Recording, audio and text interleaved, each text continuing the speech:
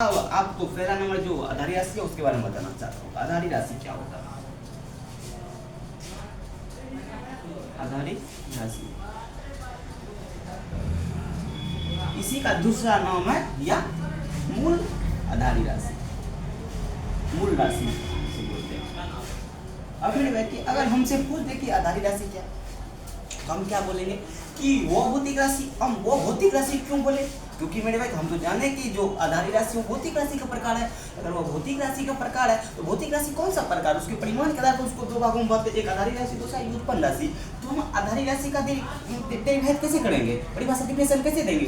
बोलेंगे कि वो भौतिक राशि जो किसी अन्य राशि से मिलकर ना बना हो तथा अपने आप में स्वतंत्र हो, वह किसी अन्य राशि से मिलकर ना बना हो, वो अपने आप में स्वतंत्र हो। तो क्या बोलेंगे कि वह भौतिक राशि,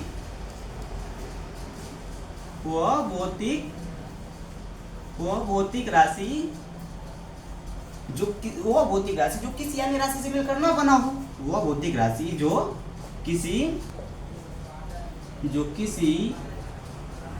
अन्य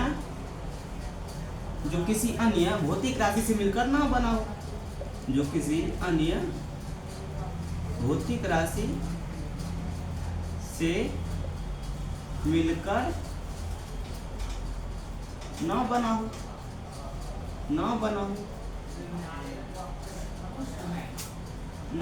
वो क्या कहलाता है? वो आधारी राशि कहलाता है। क्या कहलाता है? आधारी राशि कहलाता है। आधारी राशि कहलाता है। आधारी राशि कहलाता है। अब मेरे भाई कि जो आधारी राशि है ये अपने आप में स्वतंत्र होता है। स्वतंत्र क्यों होता है? ये इसलिए स्वतंत्र होता है क्योंकि ये किसी अन्य से मिलकर नहीं बना। अगर तू अकेला खुद, अगर तुम्हारे जीवन पर अगर तुम्हारा ही अकेला साथ हो, अगर तुम्हारे पापा मम्मी का हाथ ना हो तो तुम अपने आप में स्वतंत्र होगा। उसी प्रकार ये जो आधारी राशि है अपने आप में स्वतंत्र होता है, इस पर किसी का हाथ नहीं होता मेरे भाई। कि अब देख, आधारी राशि स्वतंत्र होता है, इसे बोलते हैं, इसे स्वतंत्र राशि भी कहा जाता है। इसे स्वतंत्र राशि भी कहा जाता है। इसे स्वतंत्र राशि भी कहा जाता है। स्वतंत्र राशि भी कहा जाता है। अब मेरे भाई ये जो इसे स्वतंत्र राशि कहा जाता है, लेकिन मैं एक और बात बता देना चाहता हूँ। ये जो आधारी राशि है यानी कि इसे मूल राशि भी कहा जाता है, इसकी संख्या हमारी फिजिकल क्वांटिटी का 7 ही है। हमारी भौतिक राशि में इसकी संख्या कुल 7 है। किसका? आधारी राशि का, जिसे हम बोलते हैं मूल भौतिक राशि, यानी कि इसकी संख्या 7 है। कौन कौन है? पहला बात तो ये मास है, यानी कि द्रव्यमान। दूसरा लेंथ है, यानी कि लंबाई।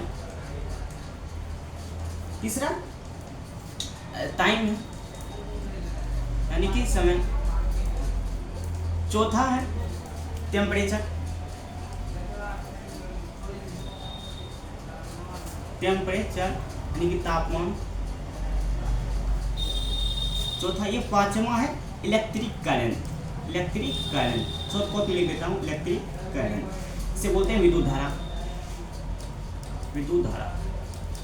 और छठा है ल्यूमिनेस, जिसे हिंदी में लिख देता हूँ, यहाँ पे नहीं आते हैं इसलिए लिख देता हूँ ज्योति तीव्रता। ये है पदार्थ की मात्रा, 7वां पदार्थ की मात्रा। पहला बात मैं इसका ऐसे यूनिट बता देता हूँ। लंबाई को मापते हैं मीटर में, समय को सेकंड में, लेंथ को मीटर में, टेम्परेचर को केल्विन में, विद्युत धारा को एम्पियर में, पदार्थ की मात्रा को मोल में, ज्योति तीव्रता को केल्विन में।